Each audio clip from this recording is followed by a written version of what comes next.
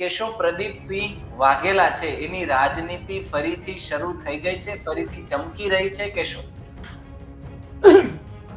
પ્રદીપસિંહ વાઘેલાએ પોતે પણ જે પોસ્ટ કરી છે પોતાના સોશિયલ મીડિયા એકાઉન્ટ ઉપર, એમાં પણ બધું લખવામાં આવ્યું છે કે બાપુ ઇઝ કમ બેક. ઓકે. હા, એટલે પહેલી વાત તો એ કે એ સ્વયં પણ એવું ઈચ્છે છે કે આ મેસેજ જાય, અને ભારતીય જનતા પાર્ટીના લોકોને જેને ખબર હશે એ લોકો પણ હવે વિચારતા થઈ જશે કે બાપુ પાછા મેઇન સ્ટ્રીમમાં આવી જાય છે. ભારતીય જનતા પાર્ટીમાંથી એને બીજી રીતે નહીં પણ કિનારે કરવામાં આવ્યા હતા. 2-3 પ્રકરણો થયા હતા, આપણે જાણીએ છીએ, વિધાનસભાની ચૂંટણી પહેલા પત્રિકા કાંડથી માંડીને બાકી બધું જ. પણ ભાજપમાં આ બધું હવે રૂટીન છે, એમાં કોઈ બહુ એટલી બધી હારાકીરી મચાવવાની જરૂર નથી. પણ હવે બાપુનો શંકરસિંહ વાઘેલા, આપણે ભાઈ CR પાટીલની સાથેનો અને ઇત્યાદિ જે દિલ્હીમાં જેને મીટિંગ છે એમાં મળ્યા પછીની જે તસવીર છે, અમિત શાહ સુધીના લોકોને મળ્યા હોવાનું પણ કહે છે લોકો. હવે એનું ગુજરાતી એ છે કે ગમે ત્યારે પણ ગુજરાત ભારતીય જનતા પાર્ટીના પ્રદેશના સંગઠનમાં અને સરકારમાં જે કાંઈ ફેરફાર થવાનો છે એમાં પ્રદીપસિંહ વાઘેલાનું પણ એમાં કંઈક બહુ મોટું સ્થાન હશે એવું અત્યારે માનવામાં આવે છે. અને એ પાછું પોતે પ્રદીપસિંહ વાઘેલાએ પોતે બાપુ ઇઝ કમ બેક કરીને જે વાત કરી છે, એનો અર્થ એમ છે કે કંઈક ત્યાં કમિટમેન્ટ કરી આવ્યા હોય ને હવે એ પ્રમાણે એને મળશે. પણ એવું શું કામ બન્યું હશે એની જાણ, એ પણ બહુ મહત્વપૂર્ણ છે જાણવા જેવું. એ એટલા માટે બનવા કાળ છે કારણ કે નવું સંગઠન રચાવાનું છે, ફેરફાર થવાની જે ઘણા સમયથી વાત ચાલતી હતી. પરંતુ હવે એવો ચહેરો જોઈએ છે. મેં આપણી સાથેની વાતચીતમાં, બાકી અનેકો ટીવી ચેનલ્સની ડિબેટમાં પણ મેં કીધું હતું કે ભારતીય જનતા પાર્ટીનો ગુજરાતનો હવે પછીનો જે ચહેરો હશે એમાં ઓબીસીને પ્રાયોરિટી આપવામાં આવશે. કારણ કે ભાજપને ખબર છે કે એના જે કમિટેડ વોટર્સ છે, કટ્ટર હિન્દુવાદી છે, સવર્ણો છે, એ તો લગભગ બીજે ક્યાંય એટલા માટે નહીં જાય કે હજી બીજો એવો સબળ વિપક્ષ કે વિકલ્પ મળ્યો નથી.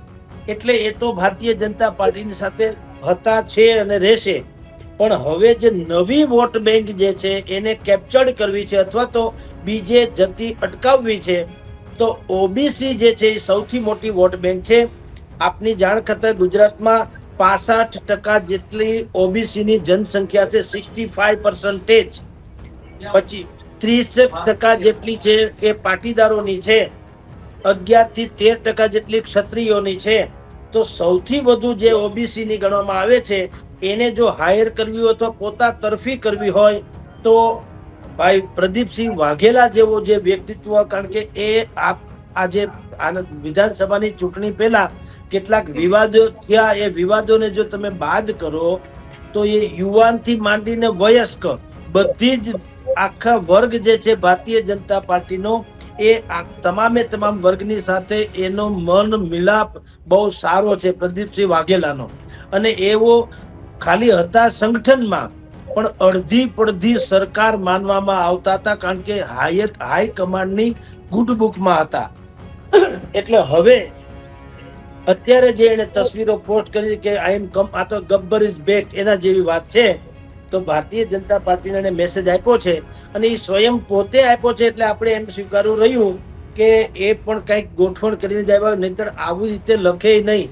આ લખવાનો મેસેજ તો સીધો ક્લિયર છે કે આમ સિમ્પલી છે કે તમે કોર્ટ કબાડા ન કરી શકો, હાઈકમાન્ડને ફરિયાદ ન કરી શકો કે આણે એમ કહી દીધું કે હવેથી હું જ અધ્યક્ષ છું કે ફલાણું છું. એ તો એમ કે ને કે ભાઈ આઈ am coming, Bapu come back. એટલે અત્યારે થોડાક સમય પહેલા જે મને હાસ્યામાં ધકેલી દેવામાં આવ્યો હતો એને બદલે હવે હું જો બધાને મળી આવ્યો છું, હું પાછો આવી રહ્યો છું વ્યવસ્થિત રીતે. એટલે એમ પણ કહી શકાય અને સમજદાર કો ઈશારા કાફી હે એ સમજી પણ શકાય કે હવે એની શું પોસ્ટ હોઈ શકે.